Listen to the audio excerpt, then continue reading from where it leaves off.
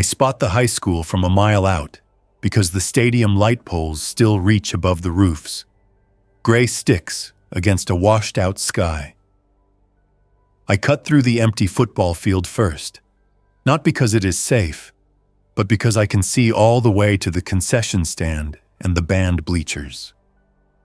The grass is dry and flattened, and a gust rolls paper cups to the chain link like lazy wheels. The scoreboard reads home 14, guest 12. I step over a broken trombone case at the 50-yard line and move toward the service gate. My pack creaks when I adjust it, and the old strap rubs my shoulder. The gate hangs on one hinge. I pull it aside, slow, letting the wire squeal only once. The side doors of the school are metal with wired glass. I pick the one without scratch marks because those scratches always mean a lot of pushing and pulling. The handle resists, then gives. The smell inside is stale mop water and dust. There is a plastic sign on the wall for drill procedures with arrows pointing to evacuation routes.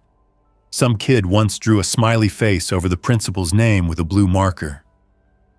I close the door behind me and stuff a length of rubber door stop under it, then wedge a metal trash can against the bottom. It will not hold a crowd, but it will complain if anything hits it. I stand and wait for the building to settle. The quiet hum inside a school never fully dies. Even with the power gone, something in the shape of it holds sound. I start with the first hallway. Lockers line both sides, half shut, some with stickers still on them. A banner reading "Go Tigers" droops from the ceiling like a tired ribbon. I keep left and check each door window before I test the handle. The classrooms have upturned chairs on desks and stacked textbooks along the walls. One door is jammed. I skip it and mark a tiny chalk X on the frame. I always mark. You forget in a big building. On the floor near the science room, a trail of dried footprints goes from wet to dusty to nothing. I step over a fallen plastic eye wash bottle, sticky with age. A poster in the biology room shows a diagram of lung lobes and trachea. I take one dry erase marker from the tray. It still writes. That goes in my pack. The main office sits behind a glass counter, still tidy, still wrong. I push through the side door and stay low because reception areas make you visible from half a dozen angles. A calendar on the wall is stuck on March and pinned with a thank you card from a graduating class. The secretary desk has the good stuff: masking tape, a drawer of batteries, a roll of clear film, rubber bands, a key ring that is heavy enough to anchor a canoe. I spread the keys and look for labels. Most are hand-scratched letters. I find one stamped boiler, another stamped roof. That last one goes on my belt. I do not like surprises from above. The PA console sits behind the desk with a microphone and a small mixer. No power. I trace the cable to the wall and find the main amp in a locked cabinet. The label says intercom amp with a little lightning bolt doodled next to it. The cabinet key is missing. I do not need the PA yet, but the shape of a plan forms anyway. Plans keep my thoughts tidy. I tape a strip of paper over the office window so any movement inside will be harder to see from the hall, and I move on. I find the nurse's office past the attendance wall where kids once pinned photos. The cot is rumpled and the cabinets hold bandages, alcohol pads, some old inhalers, and an empty syringe box. I gather gauze, a half roll of tape, and a plastic bottle of saline that expels a thin stream when I test it. On the counter sits a small lockbox with a combination dial. I set it aside. I do not guess codes on the first pass. There is always a trick to those boxes. A date on a post-it, a birthday, a number on a whiteboard. I check the bathroom. The water runs a sad cough, then stops. I fill one bottle from the emergency tank under the sink anyway. The water tastes like rubber, but it is clear. I set the nurse's cot upright, slide the file cabinet in front of the door, and squeeze behind it to form a quick place to fall back to if I need it. The cafeteria is cavern big. Sunlight slides across tables through the high windows. A kid's backpack lies on the floor with nickels still in the front pocket. The kitchen door is a heavy steel swing with a porthole. I push through and hold it from closing by the handle with a towel, then wedge it with a baking sheet so it never seals tight. Inside, the freezers are thawed and doors wide open. The dry storage has beans, flour, sugar crusted in the seams of cardboard. I take cans of tomatoes, corn, and 2-gallon jugs of cooking oil. I find a can opener in a drawer and keep that like it is gold. I load a shallow bus tub with the food and set it by the door. On the griddle, I find a small propane camp stove in a teacher's lunch bag. Someone must have brought it in for a field trip breakfast. The fuel canister still has some weight. I test it outside the kitchen door. The hiss is loud in the empty room. I shut it off and decide dinner is beans warmed in a pan with a little oil. Life can still be this simple when I let it. Before I claim a room, I walk the loop. Gymnasium, locker rooms, auditorium, and back to the small atrium by the library. The gym smells like socks and rubber decades old. Ropes hang from the ceiling. Someone scrawled, "Save us," in duct tape at half court, and peeled half of it up when no help came.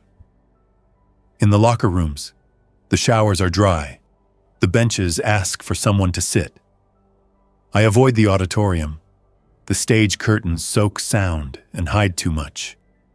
On the library door, a sign says, "No food or drink," and I smile without feeling it. I slide the door open, check rows, check corners. The carpet softens steps. I clear it in a slow figure 8 around stacks.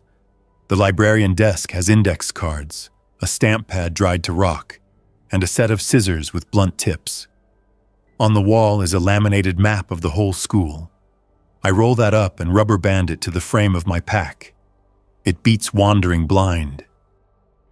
The sun drops, and hallways change. Shadows get edges. I pick a room as my base, a small counselor office with one door, no windows to the outside, and a filing cabinet I can use as a brace. I set a chair under the knob, then thread 2 extension cords from the office to the hall and tie them low across the doorway like trip lines. I hang 3 metal rulers and 2 crescents wrenches from each cord so contact makes a bright clatter. I do not trust quiet alarms. I place a handheld radio on the desk, check that the battery has 3 bars, then turn the volume to the lowest whisper. The other radio sits in my pocket, earpiece looped, not in my ear, but ready. I set 1 can of beans on the desk, add a spoon, and count the hours I plan to stay. One night, maybe 2, because storms hang heavy to the west and the road bridges on the map will be a mess tomorrow.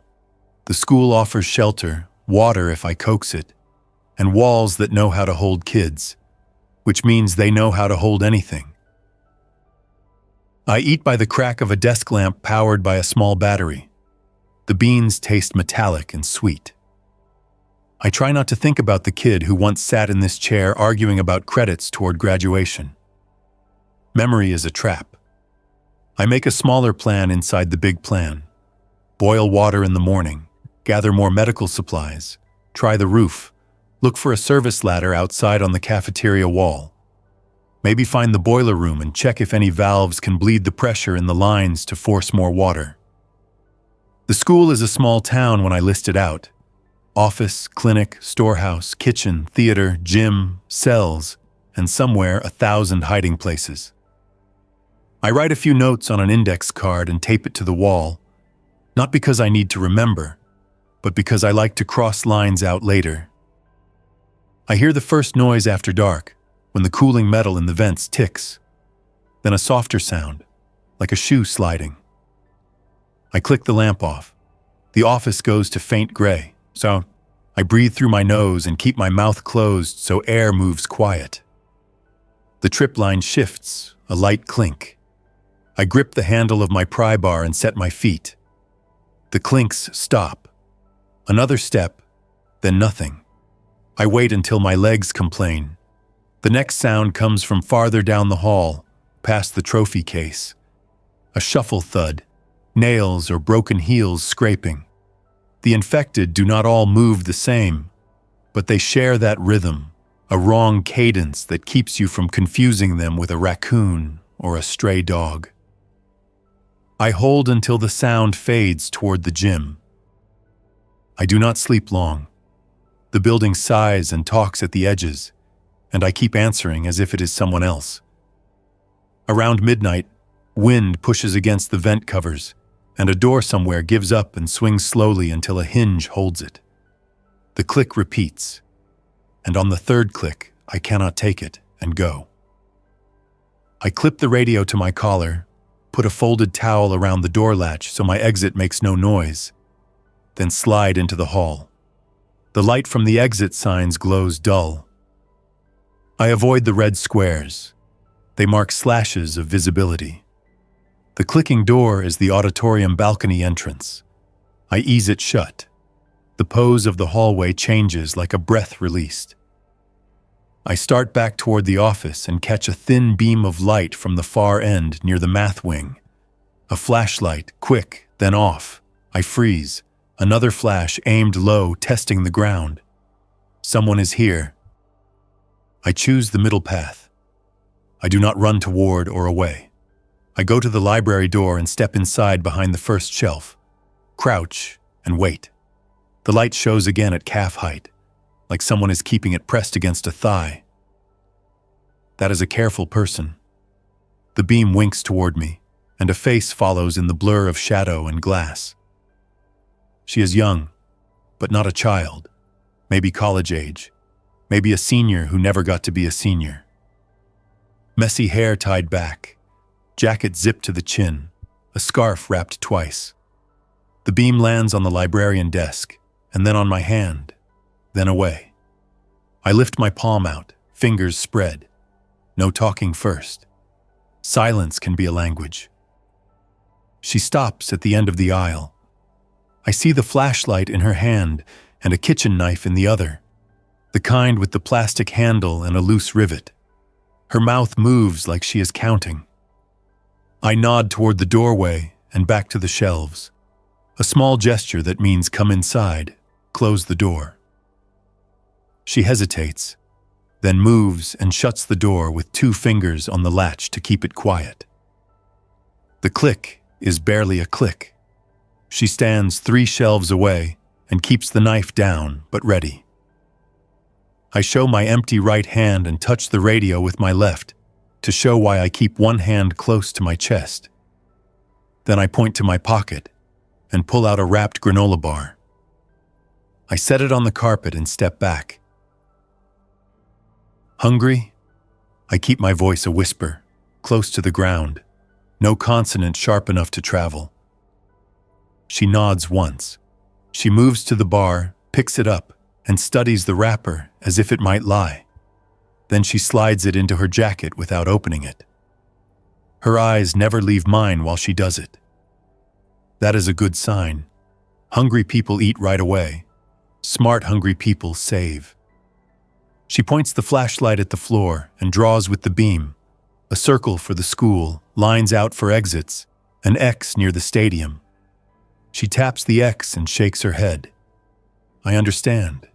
Something is wrong out there tonight. I whisper, I have a small base, 1 door, it is quiet. I do not want to take your food. We can share the room. Morning I leave. I lift my eyebrows as a question. She thinks, then nods again, blunt, then lifts her hand and points to her chest. Maya, she whispers. I'm Eric. No last names. I motion for her to keep the light low. We slide through the door and move along the lockers to the counselor office. Inside, I remove the trip lines and set them back up after she enters. She takes the corner and keeps her knife near her thigh. I set the extra jacket I carry in case of rain on the floor and gesture that she can use it as a pillow. She shakes her head and stays seated against the filing cabinet. I put the lamp on the lowest glow, enough to make the room more than shadows, then cut it again. We sit until the building stops paying attention to us. Morning comes as light shifts under the door and the sound of small animals in the walls. I boil water on the camp stove with the office door closed and the window cracked with a bent ruler so the smell vents. I pour the hot water into a metal mug with black tea I found in a drawer, then another mug for her.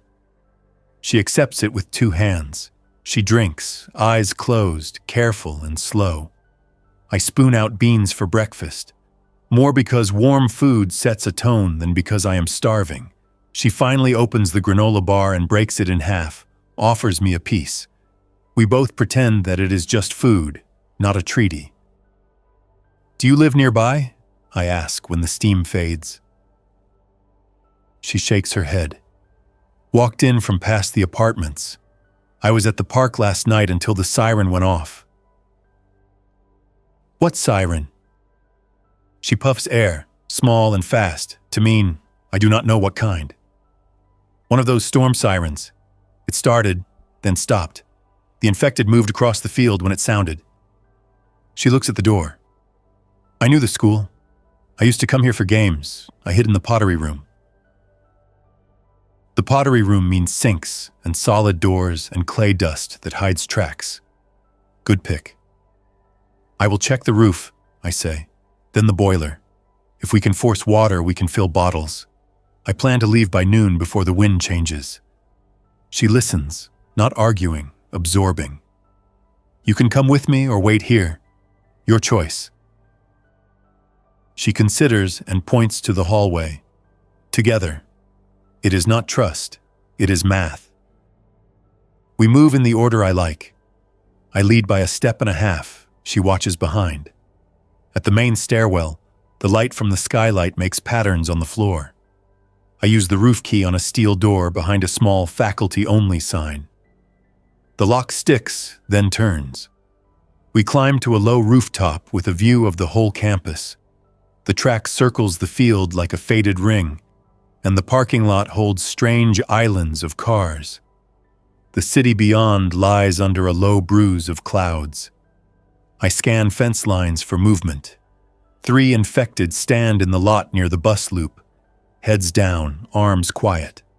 Another one moves along the baseball fence, bumping the chain link every 6 steps. Movement from the far corner catches my eye. A dog crosses the soccer field, quick and purposeful, something in its mouth, and disappears into the trees. Life still has its routes. The rooftop has vents and a gravel bed that crunches underfoot. I kneel by the HVAC units and look for a service hatch. One panel has a handwritten note. "Do not kick, call Tom." Tom was the head custodian once. I remember men like Tom from a job long before this mess. Quiet, competent, full of keys.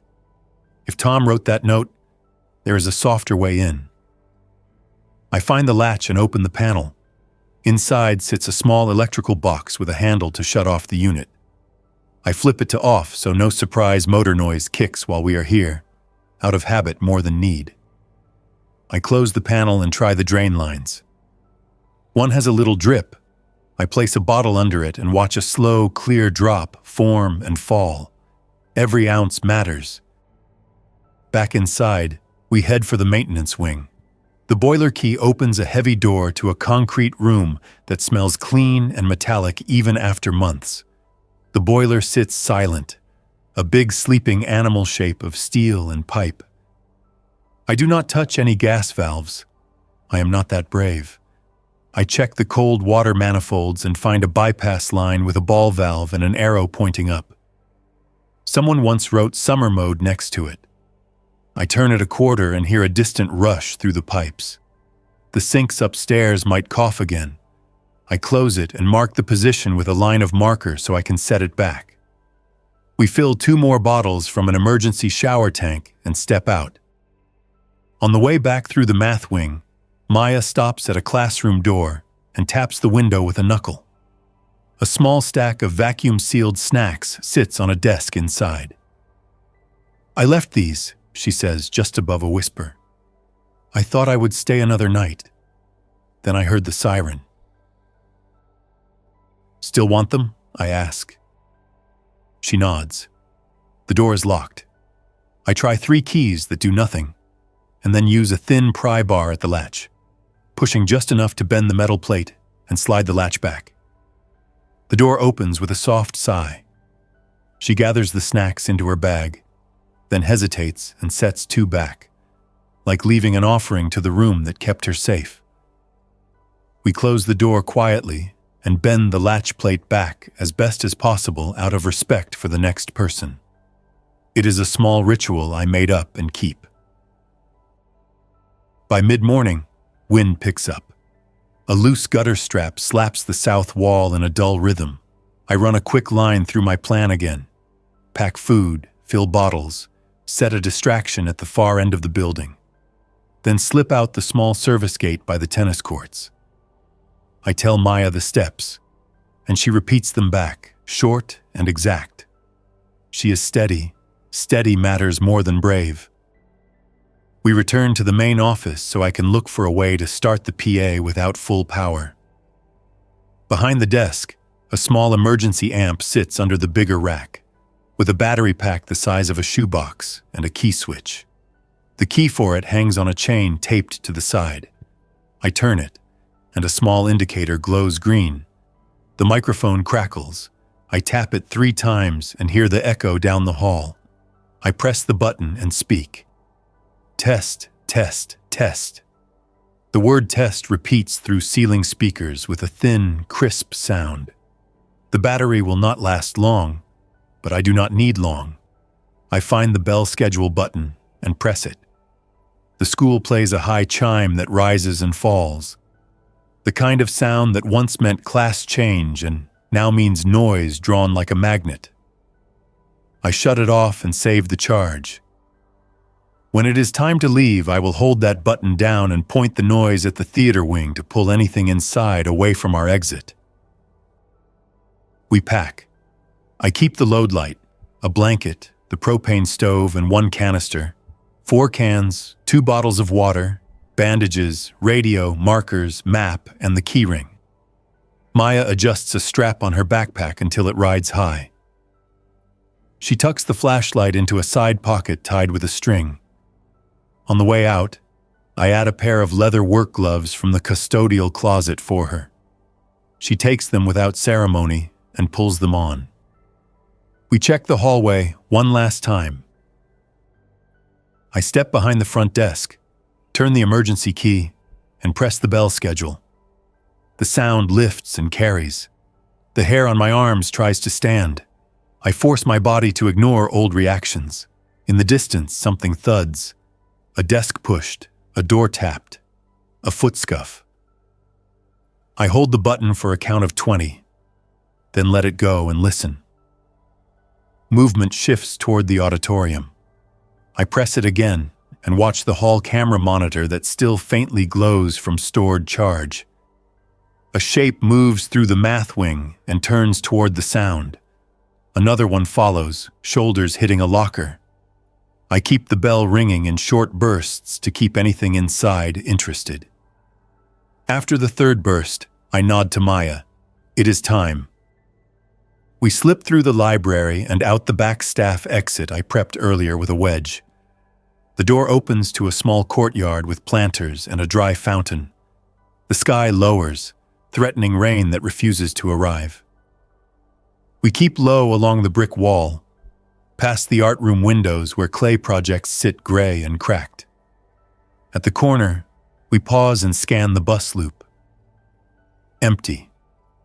To the left, the baseball field shows 2 infected near the dugout, both facing away, swaying with the wind like bent weeds. We move right, cross the asphalt in a straight line so our footsteps do not echo under the overhang, and hit the grass by the tennis courts.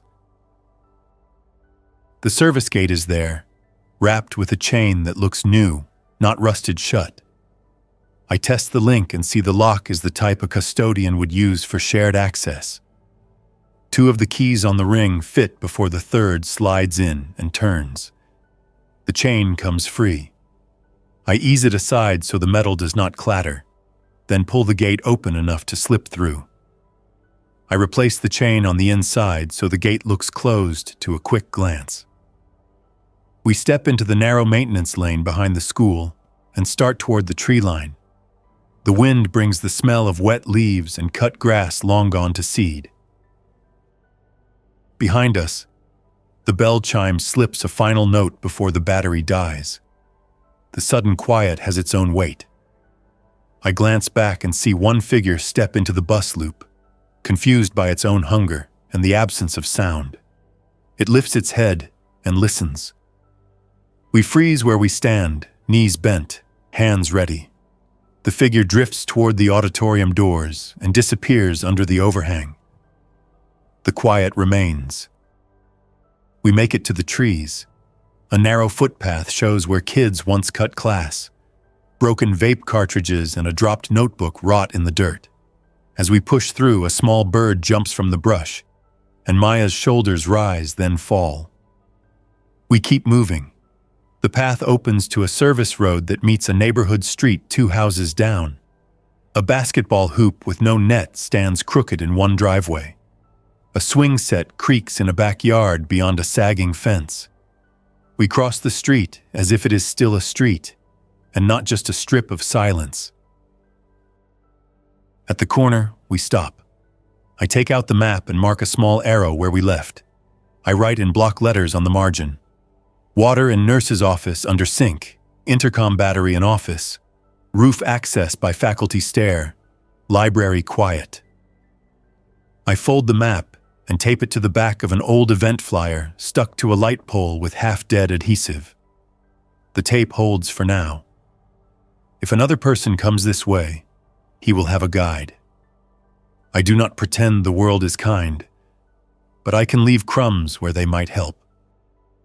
We step away from the school into the grid of houses. The storm siren tower at the far end of the block leans. The siren on top points at the ground like a finger. I listen for the low, far sounds and hear only wind. I pick a route between backyards and aim for a median with tall shrubs. Maya walks in a half-crouch that will burn her legs by afternoon, but I do not correct her. She has her own rules. At noon, we stop in the shade of a collapsed carport. We drink in turns. I split a can of corn between us because salt and sugar help more than taste. She wipes the rim with the edge of her scarf before she passes it back. And I like that detail because it means she thinks ahead. We talk a little soft, nothing deep. She used to come to that school to see her cousin play football. She lives or lived across town. She has not seen her cousin in months. The words are simple and leave space between them. I do not fill that space. I tell her I traveled 2 days from a west suburb where a market still opens at dawn near a church. She nods, not surprised that small markets still exist when people keep watch. When we move again, we keep to the shadows of the shrubs and fence lines. 2 streets over, a city truck sits on a jack with one wheel off, door open, a tablet on the seat. The screen is black and will never ask for a password again. I take a strap from the truck bed and add it to my kit. Everything is a tool if you look at it that way. By mid-afternoon, the sky opens and gives a brief patter of rain, then stops. The smell after rain feels clean for a minute, then turns sour when it lifts dust and old trash. We use the rain while it lasts to wash hands and faces. Maya smiles for the first time, quick and small. It changes her from a guarded statue into a person. We do not talk about it.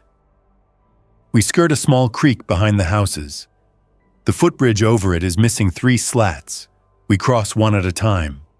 I test each plank with my weight before stepping to the next. On the other side, a child's chalk drawing covers a patio. The colors are faded, but the shapes are clear. A house, a sun, Two people with big hands. I look away and keep moving. Near the end of the day, a decision waits. Cut east to the old mall where shelter is easy, but company is worse. Or turn north where the streets thin to fields and a water tower marks the ground like a safe star. I trace it on the map for Maya. She points to the water tower and taps twice. I agree. We move. The tower base is fenced, but the gate hangs open. Inside, the gravel lot runs to weeds. We do not climb. It is too visible. Instead, we circle and find a low-maintenance building with one door and no windows. It is locked, but I can slip the latch with a long flathead under the plate. I kneel, work the screwdriver, and feel the give. The door opens to a clean room with shelves, a low bench, buckets, and a smell of dust and chlorine. A first aid kit sits on the wall, still sealed. I cut it open and share the things between us. Bandages, antiseptic wipes, small packets of aspirin, a pair of shears. We take only what we need. Another person will want this place intact. We decide to sleep here. I brace the door with a bucket of sand I find under the bench so movement will drag and leave a mark on the floor. I set the radio to scan and let it bump through empty channels. A voice snaps in for a second, then goes away like a fish that strikes too quick. We eat in silence. Maya pulls out a packet of peanut butter and spreads it on a cracker, then splits it without being asked. I pull 2 hand warmers from my pack and shake them hard to start the reaction, then slip one in her pocket and one in mine. The little heat helps more in the mind than anywhere else. I do not sleep much. The light under the door shifts from gray to black, then to gray again. Early, I hear the low boom of wind against the tank outside. Rain returns, heavier.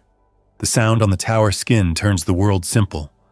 For a stretch, I let myself count each drop until the numbers mean nothing. At dawn, we pack in quiet steps. I leave the maintenance door as I found it, latch back in place. We step into clean, cold air that smells of wet metal.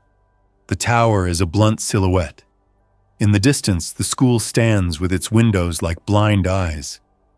I picture the note I left on the light pole and hope the tape held through the rain. The hope is not soft. It is just a straight line between 2 points. We move north toward an old highway ramp that drops into an overgrown patch of median. I plan to follow that median for a while because it keeps us off the shoulders where glass collects. Maya keeps pace easily now, steps measured, breath steady. We speak when we need to and keep any extra words for later. There is nothing dramatic as we leave the school behind.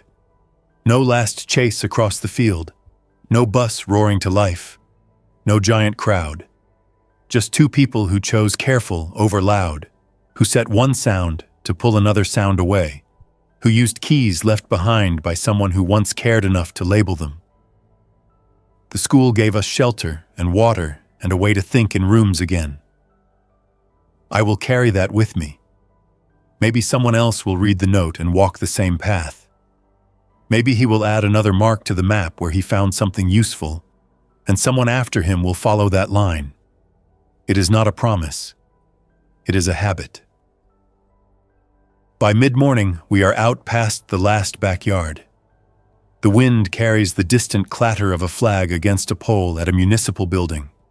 We move into the open and watch the sky for changes we can use. If a siren sounds somewhere, I will not flinch the same way I did yesterday. I will turn my head and listen and ask what that sound can do for or against us. The high school taught that lesson more clearly than any class could. Maya walks a few steps ahead now and glances back only to confirm I am still there. I lift a hand in answer. She points at a line of trees that might hide a culvert and better cover. We adjust our course a few degrees without needing words. The day stretches like a road with no speed limit posted. We manage our water, we time our rests, we choose shadows over open lots. It is not heroic. It is work. I tell her, when the noon sun makes the asphalt steam, that if we make the low ridge before dark, there is an old radio tower beyond it, where I once cached a roll of plastic and a coil of wire. I say it like a guess, and she hears the certainty under it. She nods. We walk. The high school drops behind the trees, then behind the land itself. It still holds a place inside my map, just under the skin, where the bells once rang and then stopped, and the hallway air smelled like mop water and dust, and a label that said roof meant something you could touch and turn.